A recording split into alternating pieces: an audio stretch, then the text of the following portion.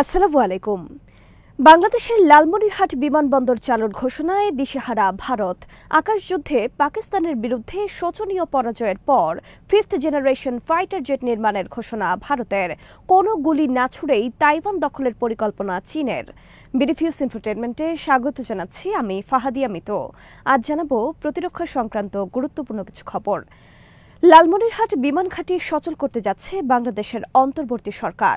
বাংলাদেশ সরকারের এই উদ্যোগে মাথায় যেন বাজ পড়েছে ভারতের পক্ষ থেকে বলা হয়েছে, বাংলাদেশ যদি তাদের সীমান্ত সংলগ্ন লালমনিরহাট বিমানবন্দর পুনরায় চালু করে তাহলে ভারতের বিরুদ্ধে পাল্টা ব্যবস্থা নেবে। ভারত ত্রিপুরায় চালু করবে তাদের পুরনো একটি বিমানবন্দর। মঙ্গলবার এই খবর পরিবেশন করে ভারতের এনডিটিভি। বর্তমান সরকার ক্ষমতায় আসার পর লালমনিরহাট সহ বাংলাদেশের পুরনো বেশ কিছু বিমানবন্দর পুনরায় চালু করার পরিকল্পনা গ্রহণ করে। এরপর থেকেই এ নিয়ে উদ্বেগ এবং আপত্তি প্রকাশ করতে থাকে ভারত। সর্বশেষ গত সোমবার বাংলাদেশ সেনা সদর থেকে সাংবাদিকদের সাথে ব্রিফিংয়ের সময় জানানো হয়, বাংলাদেশ লালমনিরহাট বিমান ঘাঁটি পুনরায় সচল করার উদ্যোগ নিয়েছে। এরপরই বড় ধরনের চিন্তার ভাঁজ পড়েছে নয়াদিল্লির কপালে। এনডিটিভির খবরে বলা হয়েছে, লালমনিরহাট বিমানবন্দর চালুর বিষয়ে অর্থায়ন ও সহযোগিতা করবে চীন, আর চীন ব্যবহার করবে এই বিমান ঘাঁটিতে মোতায়েন থাকবে চীনের উন্নত রাডার, সার্ভেলেন্স সিস্টেম ও যুদ্ধ বিমান সহ আরও বিভিন্ন ধরনের সমরাস্ত্র। লালমনিরহাট বিমান ঘাঁটি ভারতের স্পর্শকাতর শিলিগুড়ি করিডোর বা চিকেন নেক থেকে ১৬০ কিলোমিটার দূরে অবস্থিত। সরু এই শিলিগুড়ি করিডোরের মাধ্যমে ভারতের মূল ভূখণ্ডের সাথে যুক্ত উত্তর পূর্বাঞ্চলের ৭টি রাজ্য। ফলে কৌশলগত কারণে খুবই গুরুত্বপূর্ণ বর্তমানে বাংলাদেশের লালমনিরহাট জেলার পুনর এই বিমানবন্দরটি। এ ঘাঁটি চালু হলে ভারত তার নিরাপত্তার জন্য বড় ধরনের হুমকি হিসেবে মনে করে। এখানে যদি চীনা আর্মি উপস্থিত থাকে তাহলে তারা যে কোনো সময় ভারতের চিকেন নেক করিডোর বন্ধ বা অচল করে দিয়ে সেভেন সিস্টার্সকে বিচ্ছিন্ন করে দিতে পারে ভারতের মূল ভূখণ্ড থেকে। এছাড়া চিকেন নেকের উত্তরে সিকিম সীমান্তে চীনের অবস্থান। চিকেন নেকের উত্তর ও দক্ষিণে চীনের এই ধরনের উপস্থিতির আশঙ্কায় গভীরভাবে চিন্তিত ভারত। তাছাড়া লালমনিরহাট জেলার পাশ দিয়ে প্রবাহিত তিস্তা নদী।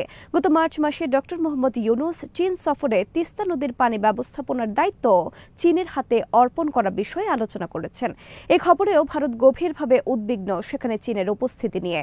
সর্বশেষ লালমনিরহাট বিমানবন্দর চালুর খবরে ভারত যেন অনেকটা দিশেহারা। এনডিটিভির খবরে বলা হয়েছে, কেবল চীন নয়, সেখানে থাকবে পাকিস্তানও। ইতিমধ্যে পাকিস্তানের একটি সাবকন্ডাক্টর প্রতিষ্ঠান যুক্ত হচ্ছে লালমনিরহাট বিমানবন্দর চালুর জন্য। ১৯৩১ সালে ব্রিটিশ সরকার লালমনিরহাটে নির্মাণ করে বিমান ঘাঁটি। এটি ছিল তখন গোটা এশিয়ার দ্বিতীয় বৃহত্তম বিমান ঘাঁটি। দ্বিতীয় বিশ্বযুদ্ধের সময় ১৯৪৫ সাল পর্যন্ত মিয়ানমার সহ গোটা দক্ষিণ পূর্ব এশিয়া অপারেশনের জন্য মিত্রবাহিনী ব্যবহার করে গুরুত্বপূর্ণ এই ঘাঁটি। বর্তমান ভূ রাজনৈতিক, আঞ্চলিক ও বৈশ্বিক প্রেক্ষাপটে এই বিমান ঘাঁটিটি আবার গুরুত্বপূর্ণ হয়ে উঠেছে। সমর বিশ্লেষকদের মতে, লালমনিরহাট বিমান ঘাঁটি বাংলাদেশে পুনরায় চালু নিয়ে ভারত যেই হুমকি দিয়েছে তা বাংলাদেশের বিরুদ্ধে আগ্রাসনের শামিল। ভারত এ নিয়ে তার নিরাপত্তার কারণে উদ্বিগ্ন থাকতে পারে, কিন্তু বাংলাদেশকে এই ঘাঁটি পুনরায় চালু করার ক্ষেত্রে হুমকি বা বাধা দেওয়ার কোনো এখতিয়ার নেই। কারণ একটি স্বাধীন সার্বভৌম দেশ হিসেবে বাংলাদেশ তার সীমানার মধ্যে যে কোনো স্থানে ঘাঁটি নির্মাণ ও সামরিক উপস্থিতি বজায় রাখতে পারে। বাংলাদেশ কোথায় ঘাঁটি নির্মাণ করবে বা করবে না সেটা বলার কোনো এখতিয়ার নেই ভারতের। এটি সম্পূর্ণ বাংলাদেশের একটি নিজস্ব বিষয়। লালমনিরহাট বিমানবন্দর পুনরায় চালু বিষয়ে ভারতের হুমকির মাধ্যমে তারা আবারও প্রমাণ করল তারা তাদের ছোট প্রতিবেশী দেশগুলোকে স্বাধীন সার্বভৌম দেশ হিসেবে মানতে চায় না। তারা চায় তাদের প্রতিবেশী সব দেশ তাদের কথা মতো চলবে এবং তাদের উপর একচ্ছত্র প্রভুত্ব ফলাবে। গত ১৬ বছর ফ্যাসিস্ট শেখ হাসিনার মাধ্যমে বাংলাদেশকে একটি কলোনিতে পরিণত করেছিল ভারত। ভারতের স্বার্থের বিরুদ্ধে যায় এমন সব ধরনের পদক্ষেপ থেকে বিরত ছিল বাংলাদেশের হাসিনা সরকার। কেবল তাই নয়, বাংলাদেশকে সম্পূর্ণরূপে বিকিয়ে দেওয়া হয়েছিল ভারতের স্বার্থ রক্ষার জন্য। কিন্তু ছাত্র জনতার অভ্যুত্থানে ভারতের অনুগত শেখ হাসিনা সরকারের পতনের পর থেকেই দিশেহারা হয়ে পড়েছে নয়াদিল্লি। বাংলাদেশ যেন একটি স্বাধীন সার্বভৌম দেশ হিসেবে মাথা উঁচু করে দাঁড়াতে না পারে, সেজন্য ভারত একের পর এক করে যাচ্ছে গভীর ষড়যন্ত্র। আকাশযুদ্ধে পাকিস্তানের সাথে শোচনীয় পরাজয়ের পর ভারত এবার 5th জেনারেশন ফাইটার জেট নির্মাণের পরিকল্পনা গ্রহণ করেছে। মঙ্গলবার এই বিষয়ক পরিকল্পনা অনুমোদন করেছেন দেশটির প্রতিরক্ষা মন্ত্রী রাজনাথ সিং। প্রাথমিকভাবে $176 মিলিয়ন বরাদ্দ দেওয়া হয়েছে এই খাতে। ভারতের পরিকল্পনা 2027 সালের মধ্যে বিমানটির একটি প্রোটোটাইপ নির্মাণ করা এবং 2035 সালের মধ্যে বিমান নির্মাণ শুরু করা। ভারতীয় আর্মি শতাধিক এই বিমান সংগ্রহ করার সিদ্ধান্ত নিয়েছে।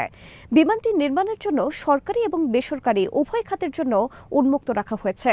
বেসরকারি প্রতিষ্ঠান একক বা যৌথভাবে এই বিমান নির্মাণের প্রস্তাব পেশ করতে পারবে। 5th জেনারেশন স্টেলথ ফাইটারের মতো কৌশলগত যুদ্ধ বিমান নির্মাণের জন্য বেসরকারি খাতকে সুযোগ দেওয়ার ঘটনা ভারতীয় প্রতিরক্ষা নীতির ক্ষেত্রে বড় ধরনের একটি পরিবর্তন। বিমান শক্তিতে ভারত দীর্ঘকাল ধরে দুর্বলতার পরিচয় দিয়েছে চিরশত্রু পাকিস্তানের বিরুদ্ধে। সর্বশেষ 2020 সাল থেকে তারা ফ্রান্সের কাছ থেকে 4.5 জেনারেশন ফাইটার জেট সংগ্রহ করেও কাটিয়ে উঠতে পারেনি এই দুর্বলতা। ভারতের নিজস্ব তৈরি শক্তিশালী কোনো ফাইটার জেট নেই। তাদের নিজস্ব তৈরি সবথেকে শক্তিশালী ফাইটার জেট হল তেজাস। এটি একটি মাল্টি রোল হালকা যুদ্ধ বিমান। 2015 সালে সার্ভিসে যুক্ত হয়েছে তেজাস। তবে ভারত রাশিয়ার কাছ থেকে লাইসেন্স নিয়ে নির্মাণ করছে Su-30MK ফাইটার জেট।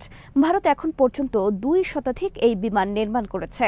এটিকে একটি 4.5 জেনারেশন ফাইটার জেট হিসেবে দাবি করা হলেও ভারত এই বিমানের মাধ্যমে এখন পর্যন্ত পাকিস্তানের বিরুদ্ধে কোনো শক্তি দেখাতে পারেনি কোনো যুদ্ধে। অপরদিকে পাকিস্তানেরও নিজস্ব তৈরি তেমন কোনো শক্তিশালী যুদ্ধ বিমান নেই। পাকিস্তান চীনের সাথে যৌথ উদ্ভাবিত JF-17 বিমান বর্তমানে নিজেরা উৎপাদন ও বিক্রি করছে। পাকিস্তানের কাছে রয়েছে চীনের তৈরি শক্তিশালী চেংদু J-10C ফাইটার জেট। কিন্তু তুলনামূলক কম আলোচিত এসব বিমান নিয়েই পাকিস্তান বারবার কুপকাত করেছে ভারতকে।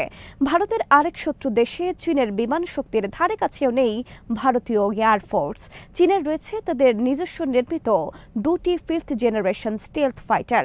এর একটি হল চেংদু J-20 এবং আরেকটি হল সেনায়াং। ভারত চীনের 4.5 জেনারেশন চেংদু J-10Cর কাছে যেখানে ধরাশয়ী, সেখানে তাদের 5th জেনারেশন ফাইটার জেটের সাথে তুলনারই কোনো সুযোগ নেই। তাছাড়া চীনের কাছে রয়েছে 6 শতাধিক J-10C এবং 3 শতাধিক J-20 ফাইটার জেট। অন্যান্য যুদ্ধ বিমান রয়েছে কয়েক হাজার। কোনো ধরনের গুলি খরচ করা ছাড়াই তাইওয়ান দখলের পরিকল্পনা করেছে চীন। চীনা আর্মির জার্নালে চলতি সপ্তাহে প্রকাশিত হয়েছে এই ধরনের একটি পরিকল্পনা। এতে বলা হয়েছে, তাইওয়ানের গ্যাস, বিদ্যুৎ সহ সমস্ত পাওয়ার সেন্টার, সমস্ত ডেটা সেন্টার ও সামরিক নেটওয়ার্ক অচল করে দেওয়ার পর অভিযান পরিচালনা করবে চীন। এ ধরনের ব্যবস্থা উদ্ভাবনের দাবি করেছে চীন আর্মি। তাদের উদ্ভাবিত এই দাবি বিষয়ে তারা এতটাই আত্মবিশ্বাসী যে তারা তা প্রকাশ্যে হাজির করেছে। চীনা আর্মির দাবি, তাদের পরিকল্পনা জানার পরেও তাইওয়ান তা প্রতিরোধে কোনো প্রস্তুতি গ্রহণ করতে পারবে না। তাদের সাইবার আক্রমণ হবে অব্যর্থ এবং তা ঠেকানোর সাধ্য নেই কারণ। তাইওয়ানের স্থল অভিযান পরিচালনার আগে সম্পূর্ণ অন্ধ করে দেওয়া হবে তাইওয়ান আর্মিকে। চীনা মিলিটারি জার্নালের এই ধরনের দাবির সত্যতা নিয়ে চলছে নানামুখী আলোচনা। সম্প্রতি পাকিস্তান ভারতের বিরুদ্ধে যেই ধরনের কৌশল প্রয়োগ করেছে তাতে চীনের এই দাবিকে অনেকে উড়িয়ে দিতে পারছে না।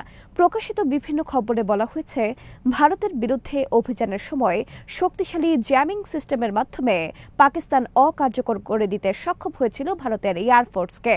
তাছাড়া সাইবার হামলা চালিয়ে অকার্যকর করে দিয়েছিল ভারতের বিদ্যুৎ ব্যবস্থা। এতে গোটা ভারতের 70% এলাকা দীর্ঘ সময়ের জন্য অন্ধকারে তলিয়ে যায়। ভারতের গুরুত্বপূর্ণ সামরিক স্থাপনায়ও সাইবার আক্রমণ পরিচালনার মাধ্যমে ভারতীয় আর্মিকে অকার্যকর করে দেয় পাকিস্তান। এরপর ভারতের গুজরাট সহ কয়েকটি এলাকায় বিনা বাধায় প্রবেশ করে পাকিস্তানের যুদ্ধ বিমান হামলা চালিয়ে আবার নিরাপদে ফিরে আসে। ভারতের বিভিন্ন মহলের দাবি, ভারতের বিরুদ্ধে এই ধরনের সাইবার আক্রমণ ও প্রযুক্তি আগ্রাসন চালানোর ক্ষেত্রে পাকিস্তানকে সব ধরনের সহায়তা দিয়েছে চীন। ভারতের বিরুদ্ধে চীনা প্রযুক্তির শক্তিশালী প্রয়োগের মাধ্যমে বেইজিং এখন অনেক আস্থাশীল শত্রু জয়ের বিষয়ে। আজ এখানে শেষ করছি। সমরাষ্ট্র, প্রতিরক্ষা ও কূটনীতির নানা তথ্য জানতে চোখ রাখুন বিডিফিউজ ইনফোটেনমেন্টে। চ্যানেলটি ভালো লাগলে সাবস্ক্রাইব করুন, সংযুক্ত থাকুন আমাদের ফেসবুক পেজে। আল্লাহ হাফেজ।